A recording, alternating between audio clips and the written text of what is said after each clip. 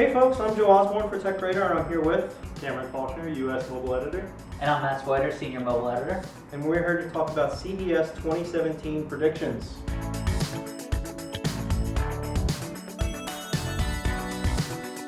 So, Matt, what do you think is going to happen in the mobile space? What are we going to see? Well, there's not a lot of phones announced, but what we are going to see is the Snapdragon 835 processor. We kind of already know a little bit about it, but we don't know its performance and what it's capable of. But it's going to power, future phones like the LG G6. We're pretty sure of that, and the Samsung Galaxy S7, 8.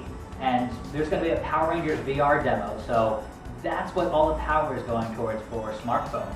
Is that you can power 3D graphics and actual VR experiences that they're hoping that will compete with HTC Vive and the Oculus Rift. Right on your smartphone and pretty affordable data.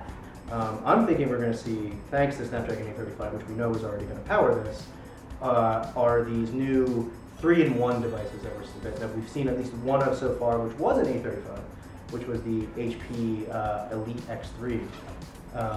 So I'm thinking, it's too much of a coincidence for all of these people to come together, all these big brands, and then for Snapdragon 835 to release, for us not to see at least one other 3-in-1 computing device. I mean, I think, Microsoft's putting a lot of eggs in that basket to get mobile working, so. As it usually does. As it usually does. So we should see a strong effort on that front, or at least I hope to see. They're talking about the high end of mobile, but on the low end of mobile, well, not low end, but just on, taking a sidestep from that, we're seeing sort of like a bit of a stale landscape in mobile right now. People don't really know what the next step is, so you find a lot of people taking what seems to be an odd step. We're going to be seeing stuff like fingerprint sensors embedded into glass. And we're probably going to see that on the iPhone 8 and other phones that want to be these all-screen phones and do away with the home button. That's important to still have that home button embedded into the glass. So that'd be where we see that in the future of our phones. But also we're talking about Snapdragon 835 powering the high end of mobile VR. But I think, again, VR is going to be a big thing this year, right? I mean, it was a big thing last year, it was a big thing the year before that, and the train hasn't slowed down. So, but I think the obsession over the specs, over the hardware, over the graphical power of these devices is kind of fell by the wayside. As we can see by the sales figures of the two major headsets that no one's talking about. The shock is over. Yeah. Right. It's time to move on. Right, exactly. And it's time to move on to what are we going to do with these things? What are we going to experience with these headsets? I think you're going to see a lot more focus on that this year. Then check out this new headset and what it can do. More so, new VR apps, new tools developed in VR.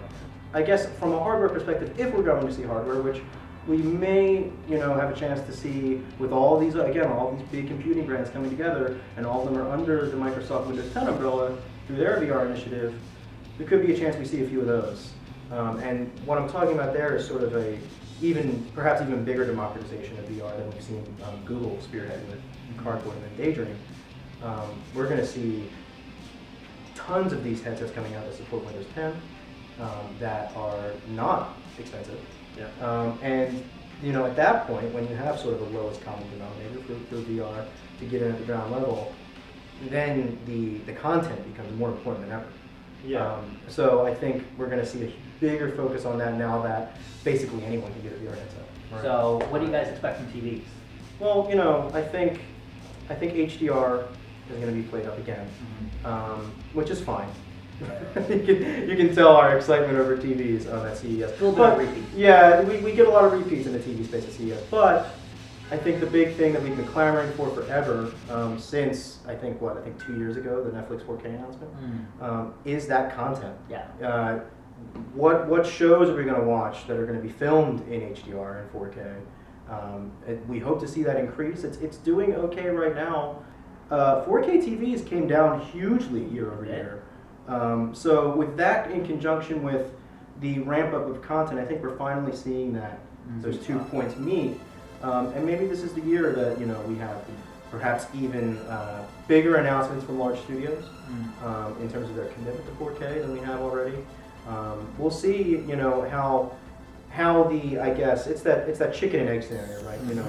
how do we get people to buy 4K TVs? But do we want to expend the resources to, to have something there for people to watch when they do buy it? And I think, the TV manufacturers finally came down and said, okay, look, we got to bring the prices down, and that's happened. Mhm. So now let's see the content. Also, things like Atmos and DTSX, sound. Sound is a big factor because some of these 4K TVs you have out there have the sound coming up the speakers in the back Right. of the TV. That really doesn't help anybody if it's just like blaring towards a wall. You have to turn it up. And that's happened to us when we've reviewed TVs, and that's something that needs to change.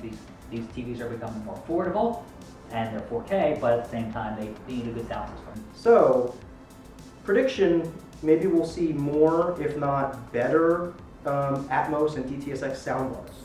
I think that's sort of the common ground that people can get behind, right? Speaking of audio, we're also looking to see, I don't know, are we hoping for a burgeoning renaissance of wireless headphones now that Apple has entered the market and has created these two little guys that you're bound to lose at some point?